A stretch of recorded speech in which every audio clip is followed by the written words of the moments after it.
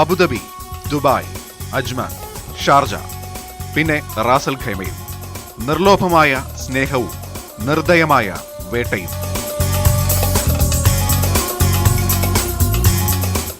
എന്തുകൊണ്ട് United Arab Emirates എന്ന Arab അമീർ സാമ്രാജ്യം?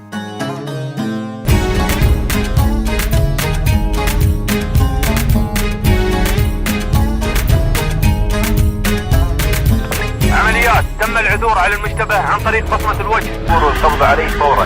المشتبه هلاك بالفرار، حاليا يتم ملاحقة المذكور. ارسل دوريات المساندة فورا. تم تحديد المسار واغلاق جميع المداخل والمخارج لابعاده خارج المدينة.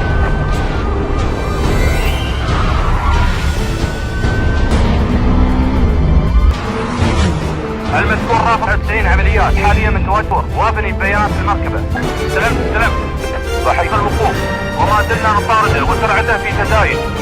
صحيح تم تحريك دوريات المساندة والجي تي ار بالاتجاه عالية والمسافة تتباعد. الدعم الامني معاكم على الشبكة. الجي تي ار وجناح الجو على وجه الوصول.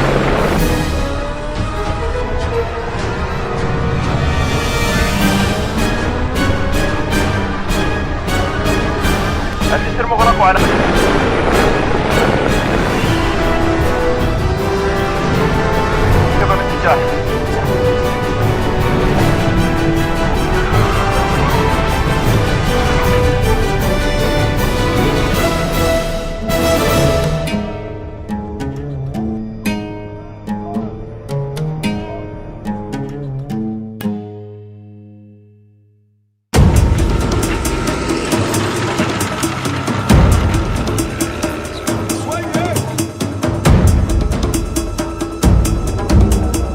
ഇതാണ് നൈജീരിയ. ഇത്തിരി പാടുപെട്ടാണെങ്കിലും വിശ്വസിച്ചേ പറ്റൂ. 20-ാം നൂറ്റാണ്ട് സിനിമകളിലേക്ക് പെട്ടിയുമായി വന്നിറങ്ങുന്ന കള്ളക്കടത്തുകാരുടെ യാത്ര ശരിക്കും തുടങ്ങുന്നത് ഇവിടെയാണ്. ആ യാത്രകളിലൊന്നാണ് ഇപ്പോൾ സെക്രട്ടേറിയറ്റ് നോർത്ത് ബ്ലോക്കിലെ 3-ാം നിലയിലുള്ള 141-ാം നമ്പർ മുറിയിൽ വന്നു നിൽക്കുന്നത്.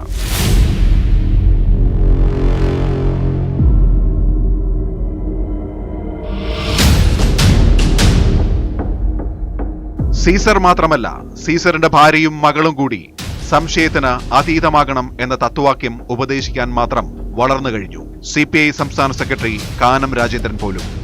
മുഖ്യമന്ത്രിമാരുടെ ഓഫീസ് ഇത്തരം കാര്യങ്ങളിൽ സംശയത്തിന് അതീതമായിരിക്കണം എന്നുള്ള കാര്യത്തിൽ യാതൊരു സംശയവുമില്ല.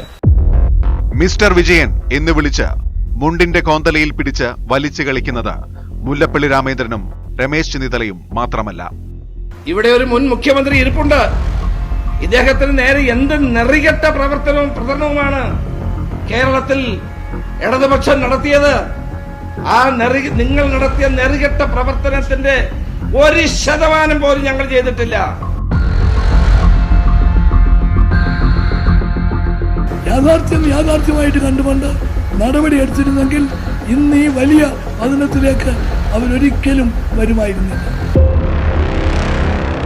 കള്ളക്കടത്തുകാർ പേരും രൂപവും ഭാഷയും മാറി കൈയും വീശി കയറിയിറങ്ങി നടന്നിട്ടുണ്ടെങ്കിൽ അങ്ങനെ സംശയിക്കാനൊന്നുമില്ല. കള്ളക്കടത്ത് നടന്നെന്ന് മുഖ്യമന്ത്രി തന്നെ സമ്മതിച്ചു കഴിഞ്ഞു. കള്ളക്കടത്ത് നടന്നിട്ടുണ്ട്. ആ കള്ളക്കടത്തിൽപ്പെട്ട ആളുകളെ പിടിക്കേണ്ടതുണ്ട്. അങ്ങനെ നടന്നിട്ടുണ്ടെങ്കിൽ സെക്രട്ടേറിയറ്റിലെ നോർത്ത് ബ്ലോക്കിൽ ഫയർഫോഴ്സിനെ കൊണ്ടുവന്നാണെങ്കിലും അണുനശീകരണം നടത്തണം. ഓഫീസിൽ 4 ആണ്ടുവാണ് ഒരു സെക്രട്ടറി.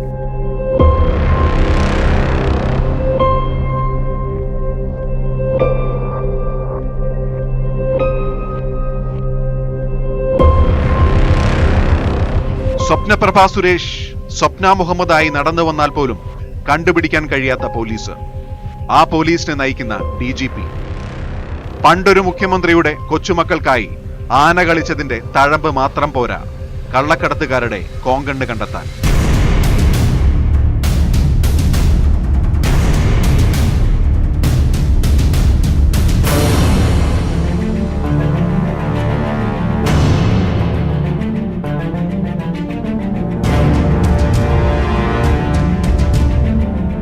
എന്തുകൊണ്ടാണ് UAE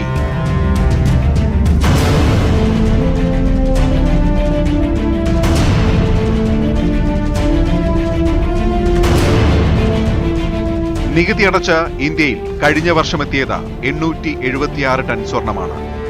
ഇതിന്റെ 40% എത്തിയത് UAE വഴി. നികുതി അടയ്ക്കാതെ വന്നത് 240 ടൺ സ്വർണമെന്ന വേൾഡ് ഗോൾഡ് കൗൺസിൽ. ഇതിൽ ബഹുഭൂരിപക്ഷവും പുറപ്പെടുന്നത് ഇതേ UAE-യിൽ നിന്നാണ്.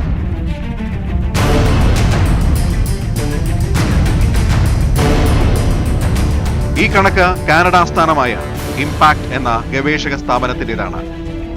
എങ്ങനെ UAE സ്വപ്നാടകരുടെ ദേശമായി?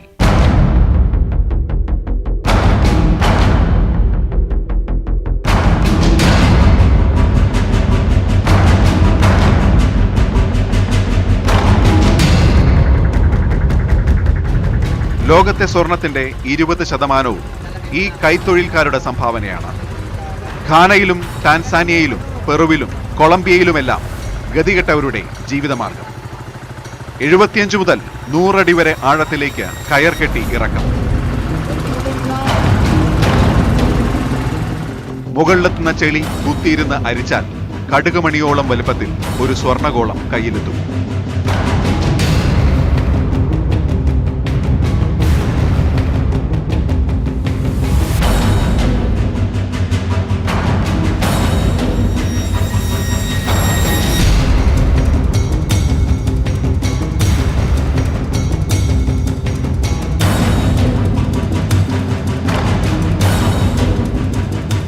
ഉരുക്കിയുള്ള ഈ ജീവിതം ശരിക്കും അനധികൃതമാണ്.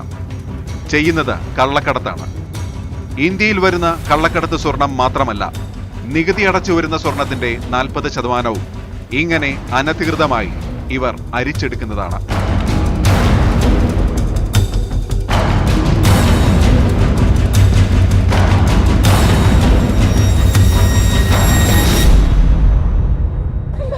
ഒരു ഗ്രാം പൊന്നിനായി ഒരാഴ്ച പണിയെടുത്താൽ എന്ത് കിട്ടും? $8.5 മുതൽ $10.5 വരെ എന്നാണ് ഉത്തരം. രാജ്യാന്തര വിപണിയിൽ $55 വിലയുള്ള 24 കാരറ്റ് സ്വർണമാണ് ഈ ഇടവഴികളിലൂടെ നിസ്സാര വിലയ്ക്ക് കടന്നുവരുന്നത്.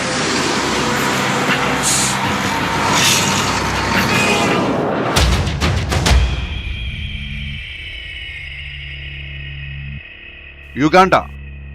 ഈദി അമീനെ പുറത്താക്കി 1/4 നൂറ്റാണ്ടായി അധികാരം വാഴുന്ന യവേരി മുസേവേനിയുടെ നാട് മാത്രമല്ല അത്. തലസ്ഥാനമായ കമ്പോല ഒരു സുവർണ നഗരമാണ്. ആഫ്രിക്കയുടെയും ലാറ്റിൻ അമേരിക്കയുടെയും അനധികൃത സ്വർണം മുഴുവൻ വന്നടിയുന്ന സ്ഥലം. ഇന്ത്യയിലെത്തുന്ന സ്വർണത്തിന്റെ 90% ഈ ഒരൊറ്റ രാജ്യം വഴിയാണ് കടന്നുവരുന്നത്. ഇന്ത്യൻ വംശജരായ സമീർ ഭീംജിയും പൃഥ്വിരാജ് കോത്താരിയുമൊക്കെ വിപണി നിയന്ത്രിക്കുന്ന രാജ്യം. കമ്പാലയാണ് ഗൾഫിലേക്കുള്ള പൊന്നിൻ കവാടം.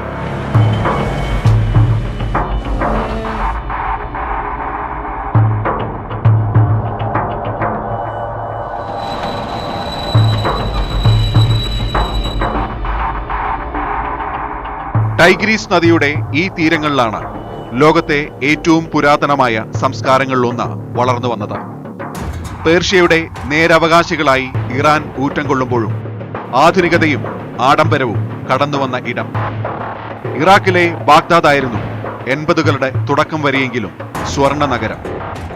ഇന്നും ടൈഗ്രീസ് നദിയിലെ ഒരു ബക്കറ്റ് ചെളി ആറ്റിക്കുറുക്കിയെടുത്താൽ 1 ഗ്രാം പൊന്നുണ്ടാകും എന്നാണ് കണക്ക്.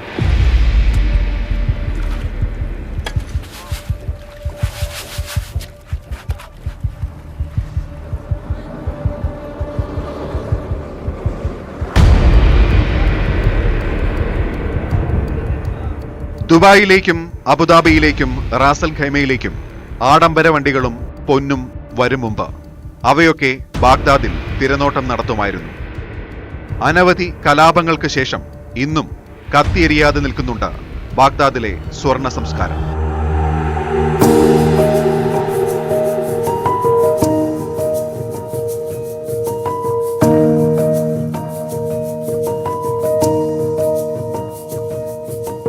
പേർഷ്യയ്ക്ക് പോയിരുന്ന മലയാളി പൊന്നിനെയും സ്നേഹിച്ചു തുടങ്ങിയത് ഇക്കാലത്താണ്. എന്തൊക്കെ ഫാഷനായിരുന്നു അന്നൊക്കെ.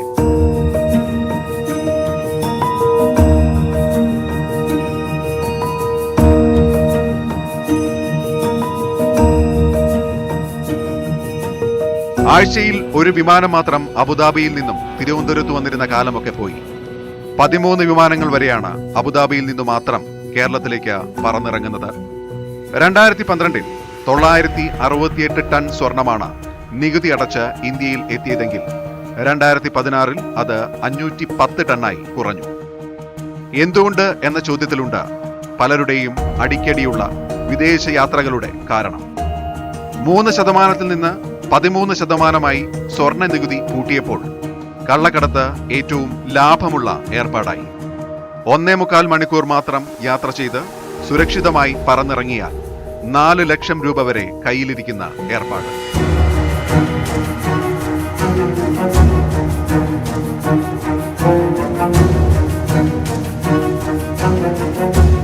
സംസ്ഥാനത്തെ വിമാനത്താവളങ്ങളിൽ ഇതുവരെ പിടികൂടിയതിൽ ഏറെയും 3/4 കിലോ മുതൽ 1.5 കിലോ വരെയുള്ള സ്വർണമായിരുന്നു. ഒരു തവണ 1 കിലോ, അതായത് 125 പവൻ കൊണ്ടുവരുന്ന കടത്ത്. 1 കിലോ സ്വർണം കണക്കിൽപ്പെടാതെ രാജ്യത്തെത്തിയാൽ ലാഭം 7 ലക്ഷം രൂപയാണ്. ഇതിൽ 4 ലക്ഷം കടത്തുകാരുടെ കമ്മീഷൻ. ഇതെല്ലാം നിസ്സാര കടത്തുകാരുടെ കഥ. ഈ കഥ മാറിയത് കഴിഞ്ഞ വർഷമാണ്.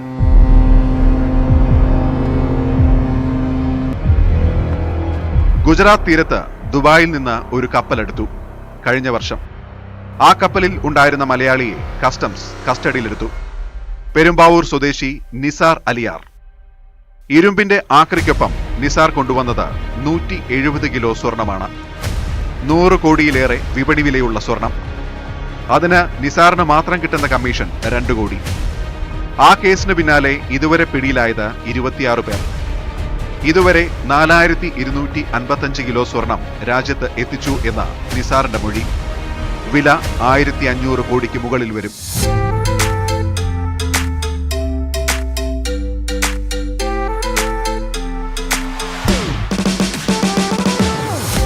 ഗുജറാത്ത് തീരത്തെത്തുന്ന ഈ സ്വർണമൊക്കെ എങ്ങോട്ട് പോകുന്നു?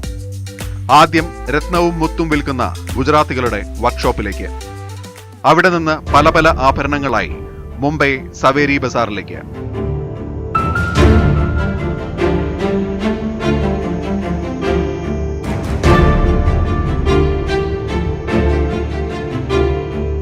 $20,000 സ്വർണ്ണക്കച്ചവടക്കാരുള്ള ചന്തയാണ് മുംബൈ സവേരി ബസാർ. നടന്നു പോകുന്നവർ വരെ ലോട്ടറി കച്ചവടക്കാരെ പോലെ കക്ഷത്തിലെ ബാഗിൽ നിന്ന് സ്വർണമെടുത്ത് വിൽക്കുന്ന സ്ഥലം. ഒരു ദിവസം 5 ലക്ഷം പേർ വരെ ഇവിടെ സ്വർണം വാങ്ങാൻ എത്തുന്നു എന്നാണ് വേൾഡ് ഗോൾഡ് കൗൺസിലിന്റെ കണക്ക്.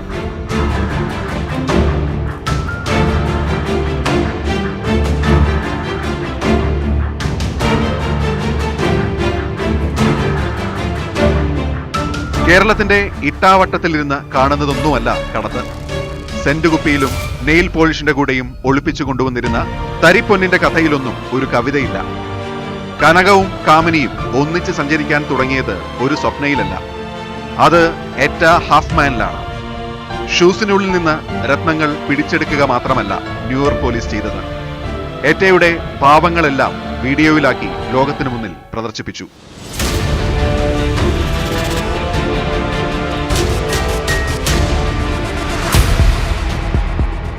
ആനക്കൊമ്പുമായി തായ്ലൻഡിലും മംഗോളിയയിലും ശ്രീലങ്കയിലുമൊക്കെ എത്രയെത്ര വനിതകൾ ഇതിനിടെ പിടിയിലായി.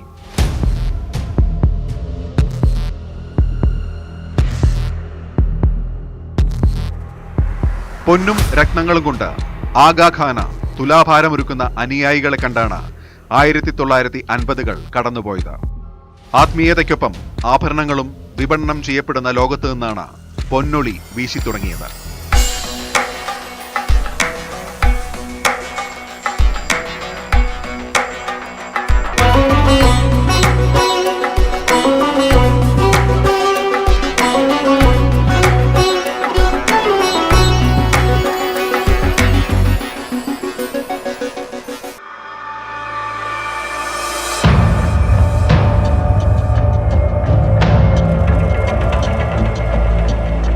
യുഎഇയിൽ നിന്ന് ഇന്ത്യയിലേക്ക് വരുന്ന സ്വർണമൊക്കെ നേരിട്ട് ഇങ്ങോട്ടല്ല വരുന്നത്.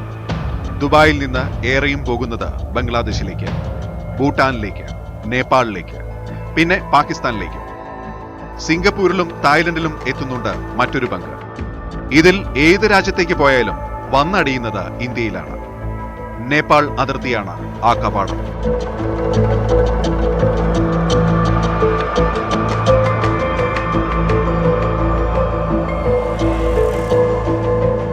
ഇങ്ങനെ വലിയ വലിയ കടത്തുകൾ നടത്തുന്ന ലോകത്തെ ഡിപ്ലോമാറ്റിക് കടത്തുകാരനാണ് സരിത്ത്. വിമാനത്താവളത്തിൽ നിന്ന് സരിത്ത് ഏറ്റുവാങ്ങാനെത്തിയ ആ ഡിപ്ലോമാറ്റിക് ബാഗേജിൽ ഉണ്ടായിരുന്നത് 30 കിലോ സ്വർണം. ഇപ്പോഴത്തെ രാജ്യാന്തര വില 11.25 കോടി രൂപ. സരിത്തിന് കിട്ടുന്ന കമ്മീഷൻ 30 ലക്ഷം. കിട്ടുന്നത് സരിത്തിന് മാത്രമല്ല, സന്ദീപിനും സ്വപ്നയ്ക്കും കൂടിയാണ് എന്ന് മൊഴി. ജനുവരിക്ക് ശേഷം 10 തവണ ഇങ്ങനെ ഡിപ്ലോമാറ്റിക് വഴിയിൽ ചരക്കെത്തി. കുറഞ്ഞത് 100 കോടിയുടെ സ്വർണം. 3 ആൾക്കുമായി കിട്ടിയിട്ടുണ്ടാവുക 3 കോടി രൂപ. അപ്പോൾ പിന്നെ ആരാണ് സന്ദീപും സ്വപ്നയും?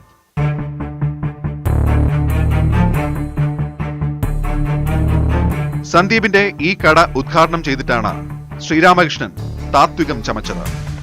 മുൻപൊരു കള്ളക്കടത്ത് കേസിൽ പ്രതിയായ ആളുടെ കട ഉദ്ഘാടനം ചെയ്യാൻ പോകും മുമ്പ് അന്വേഷിക്കാനുള്ള സംവിധാനമൊന്നും കേരള പോലീസിലില്ലേ?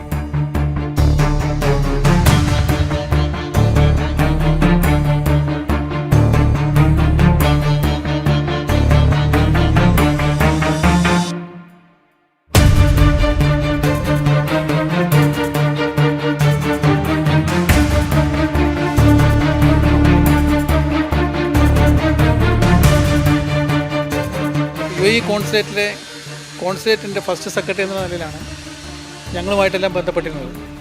ആ നിലയിൽ അവർക്ക് അതിൻ്റെ റെസ്പെക്റ്റ് ഞങ്ങളെല്ലാം കൊടുത്തിരുന്നു.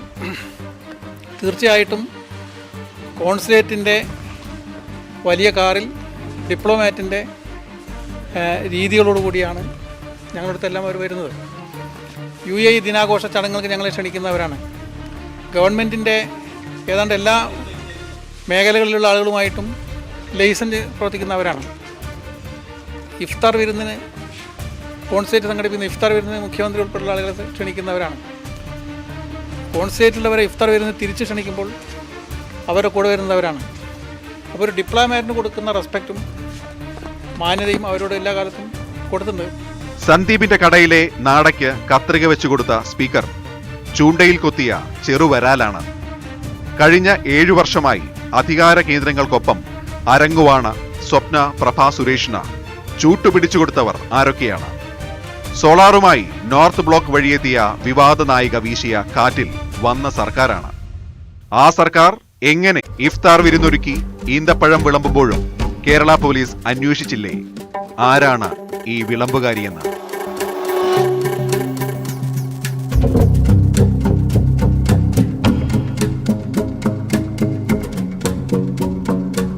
പറയുന്ന ന്യായീകരണങ്ങളൊക്കെ ഏതെങ്കിലും പ്രസംഗ മത്സരത്തിലാണെങ്കിൽ ചിലപ്പോൾ ട്രോഫി കിട്ടും. നാടൻ തല്ലിനു മാത്രമല്ല, നാവുകൊണ്ടുള്ള വീക്കിനും സമ്മാനം വാങ്ങാൻ കെൽപ്പുള്ളവരാണ് അണികൾ. പക്ഷേ കഞ്ഞി കുടിച്ചു കഴിയുന്ന മലയാളിക്ക് ഒരൊറ്റ ചോദ്യം ചോദിക്കാനുണ്ട്. ക്രൈംബ്രാഞ്ച് ഹൈക്കോടതിയിൽ കുറ്റപത്രം കൊടുത്ത വനിത എങ്ങനെയാണ് IT വകുപ്പിന്റെ വിലാസങ്ങളിൽ സെക്രട്ടേറിയറ്റിലൂടെ കയറിയിറങ്ങി നടന്നത്? എന്തിലുള്ള പ്രതിഫലമായിരുന്നു പ്രൈസ് വാട്ടർ ഹൗസ് കൂപ്പേഴ്സിലെ സ്വപ്നയുടെ നിയമനം? IT സെക്രട്ടറിയും നിയന്ത്രിക്കുന്നയാളും പറയാതെ ഇതെങ്ങനെ നടക്കും?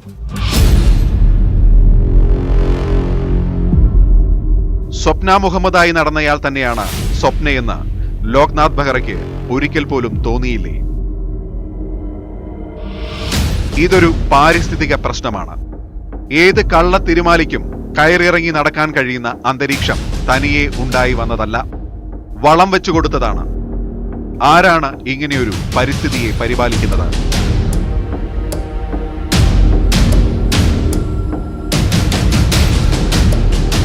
പറയിൽ അളന്നെടുക്കുന്ന നെല്ലിന് മാത്രമല്ല, പാടത്ത് വളരുന്ന കളയ്ക്കും ഉത്തരവാദിത്തം വിതയ്ക്കുന്നയാൾക്കാണ്. കളയേണ്ടത് സമയത്ത് പിഴുതെറിയുക തന്നെ വേണം. ധാർമ്മികതയൊക്കെ പ്രസംഗിക്കാൻ ഇനിയും അരങ്ങുകൾ വരും. ഇങ്ങ് പുത്തരിക്കണ്ടത്തും അങ്ങ് തകരപ്പാടത്തും. അതിനു മുമ്പ് സെക്രട്ടേറിയറ്റിൽ നിന്ന് ഈ കള്ളക്കടത്തുകാരെയൊക്കെ ഒന്ന് കുടിയിറക്കി തരണം. പറ്റുമോ? പിന്നെ പറയാം